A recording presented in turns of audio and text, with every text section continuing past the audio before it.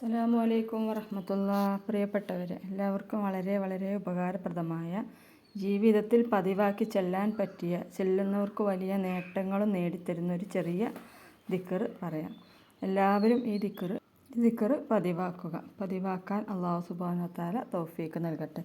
ജീവിതത്തിൽ സന്തോഷവും സമാധാനവും വിജയവും ഉയർച്ചയും ഐശ്വര്യവും ഉന്നതിയും പുരോഗതിയും അങ്ങനെ വേണ്ട എല്ലാത്തരം നേട്ടങ്ങളും വന്നു ചേരാൻ ഈ ചെറിയ ദിക്ർ പതിവാക്കിയാൽ മതി.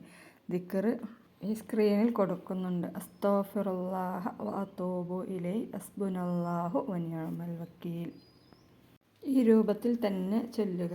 ഇത് 2 തരം ദിക്റുകളാണ്. 1 ഇസ്തിഗ്ഫാർ, 2 മഹാനായ ഇബ്രാഹിം നബി അലൈഹിസ്സലാം ചൊല്ലിയ ദിക്റുമാണ്.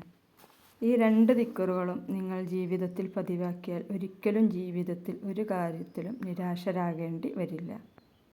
പ്രിയപ്പെട്ടവരെ, ഈ 2 ദിക്റും ജീവിതത്തിൽ കഴിയുന്നത്ര ദിവസവും ചൊല്ലുക.